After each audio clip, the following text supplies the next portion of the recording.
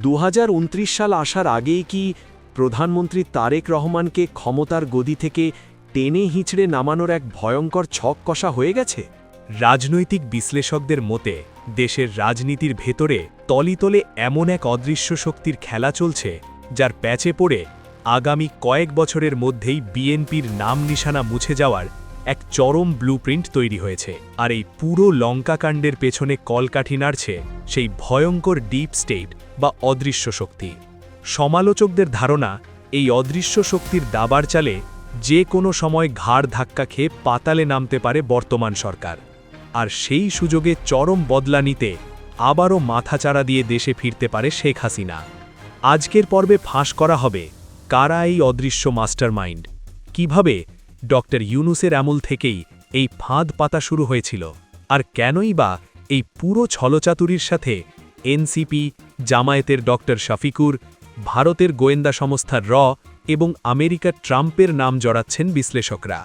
রাজনীতির এই পুরো ষড়যন্ত্র বুঝতে হলে একেবারে গোড়ায় যেতে হবে।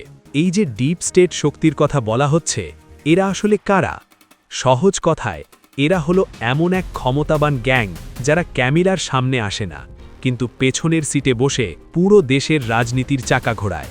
এদের হাতের ইশারায় বড় বড় নেতা চোখের পলকে ধরাশায়ী হয়ে যায়।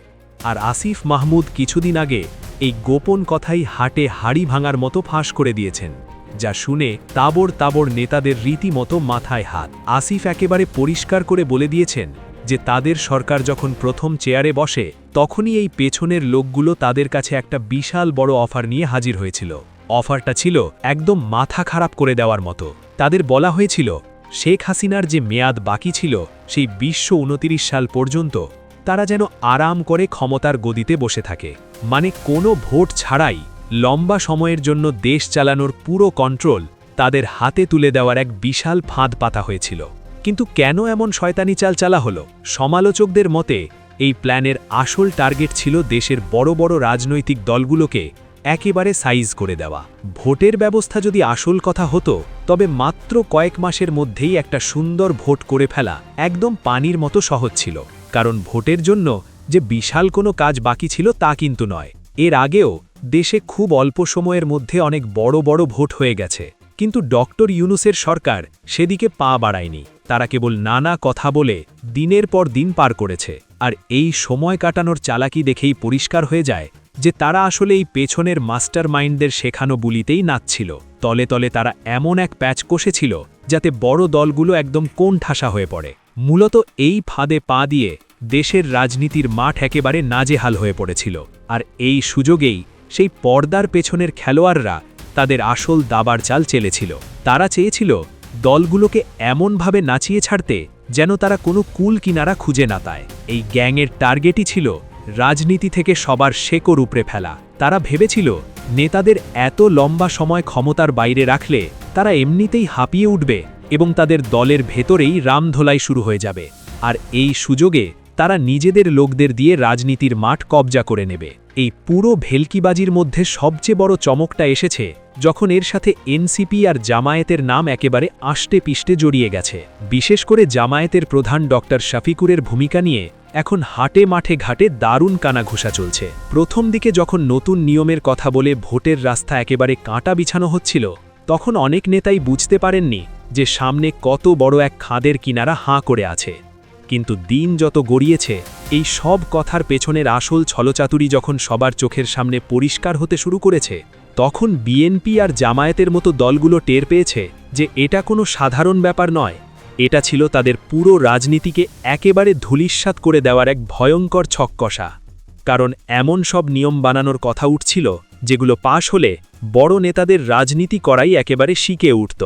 আর এই বিপদ টের পেয়েই জামায়াত আর এনসিপি তড়িঘড়ি করে নিজেদের ভোল পাল্টাতে শুরু করে এবং সাফ জানিয়ে দেয় যে এই বড় বড় কাজ করার ক্ষমতা কোনো ভোট ছাড়া আসা সরকারের নেই। অর্থাৎ এগুলো করবে তারাই যারা ভোটের মাধ্যমে জিতে আসবে।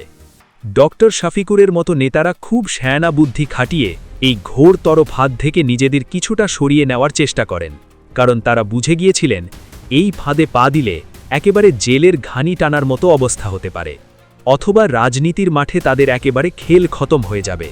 সমালোচকদের ধারণা, পেছনের সেই মাস্টার মাইন্ডরা চেয়েছিল দলগুলোর মধ্যে এমন এক রামধোলাইয়ের পরিবেশ তৈরি করতে যাতে তারা নিজেদের মধ্যেই মারামারি করে শেষ হয়ে যায়। এনসিপির মতো যারা প্রথমে খুব লাফালাফি করছিল তারাও শেষের দিকে এসে চরম বেকায়দায় পড়ে যায়। চারদিকের এত চাপের কাছে পাত্তা না পেয়ে তারা এই কাজগুলো শেষ না করেই ভোটের রাস্তায় হাঁটতে বাধ্য হয়।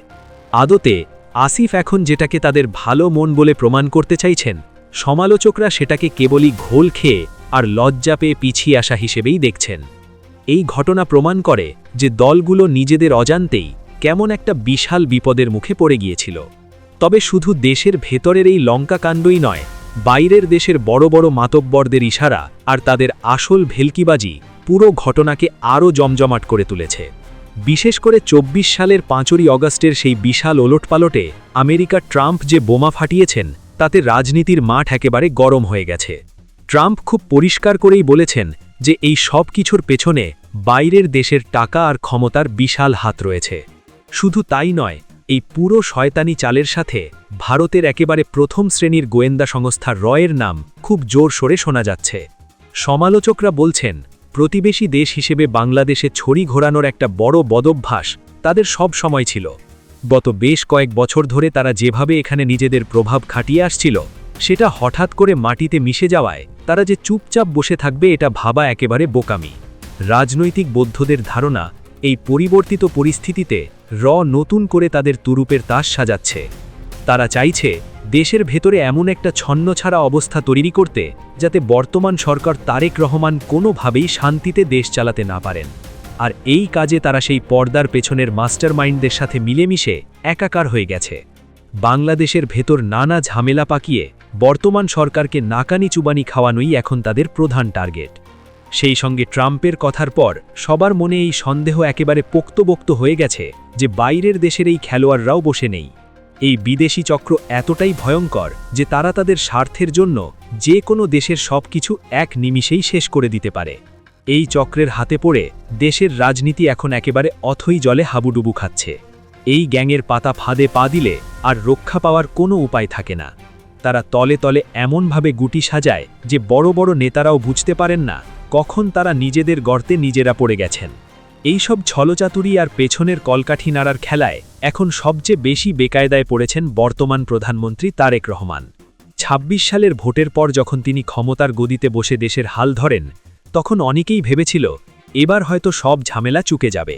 কিন্তু ক্ষমতার গদিতে বসার পর তিনি ভালো করেই বুঝতে পারছেন যে চারদিকে শুধু কাঁটা বিছানো। এই মাস্টারমাইন্ডদের পাতা ফাঁদ আর দেশি বিদেশি নানা গ্যাংয়ের চাপে পড়ে তারেক রহমানের সরকার এখন একেবারে অথই জলে হাবুডুবু খাচ্ছে। একদিকে দেশের ভেতরের এত সমস্যা সামলা দেওয়া, অন্যদিকে পেছনের লোকজনের এই চাপ, সব মিলিয়ে তাদের অবস্থা একেবারে সুতোর ওপর ঝোলা। আর ঠিক এই দুর্বল জায়গাটায় আঘাত করার জন্যই ওত পেতে আছে সেই হাসিনার পুরনো লোকেরা, যারা সব হারিয়ে চরম লজ্জা নিয়ে দেশ ছেড়েছিল। তারা এখন শেষ একটা মরণ কামড় দেওয়ার জন্য মরিয়া হয়ে উঠেছে। শেখ হাসিনা আর তার সাঙ্গপাঙ্গরা বাইরে বসে নতুন করে ছক কষছে কিভাবে এই গোলমেলে পরিস্থিতির সুযোগ নিয়ে আবার দেশের ভেতরে নিজেদের শক্ত কবজা তৈরি করা যায়। তাছাড়া এই পেছনের শক্তির প্ল্যান যদি একটুও কাজে লেগে যায় তাহলে তারেক রহমানের সরকারের একেবারে ভরাডুবি হতে পারে। আর এই সুযোগটা কাজে লাগিয়ে হাসিনারা আবার নতুন করে ভেলকি দেখাতে পারে। অর্থাৎ তারা আবার ফিরে এসে আগের মতোই সবার ঘাম ছুটিয়ে দেওয়ার খোয়াব দেখছে। অন্যদিকে তাদের এই ফিরে আসার খবরে সাধারণ মানুষের মনে এখন দারুণ শঙ্কা তৈরি হয়েছে। যারা এত কষ্ট করে একটা পরিবর্তন এনেছিল তারা কোনোভাবেই চায় না পুরনো সেই জাতাকলে আবার পিষ্ট হতে। কিন্তু রাজনীতির এই নোংরা খেলায় সাধারণ মানুষের চাওয়া খুব একটা পাত্তা পায় না। এখানে যেতে তারাই যারা সবচেয়ে ভালো চালাকি করতে পারে। হাসিনাদের এই ছক কষার কারণে পুরো রাজনীতির মাঠ এখন এক চরম উত্তেজনার জায়গায় এসে দাঁড়িয়েছে। তারা চাইছে দেশের ভেতরে একটা বিশৃঙ্খলা তৈরি করে বর্তমান সরকারকে এমনভাবে নাকানি চুবানি খাওয়াতে যাতে সাধারণ মানুষ ত্যক্তবিরক্ত হয়ে যায়। এই শয়তানি চালের কারণে বর্তমান সরকারের সামনে এখন পদে পদে বাধা। তারা চাইছে এমন একটা পরিস্থিতি তৈরি করতে যেখানে তারেক রহমানের কোনো সিদ্ধান্তই যেন আলোর মুখ না দেখে। এই চরম দুশ্মনী আর প্যাচ কষার কারণে রাজনীতিতে এখন একটা গুমোট হাওয়া বইছে। এই রশি টানাটানির খেলায় হাসিনাদের শেষ পেরেক ঠোকার যে স্বপ্ন সেটা গুড়ে বালি হবে নাকি সত্যি হবে সেটা সময়ই বলে দেবে।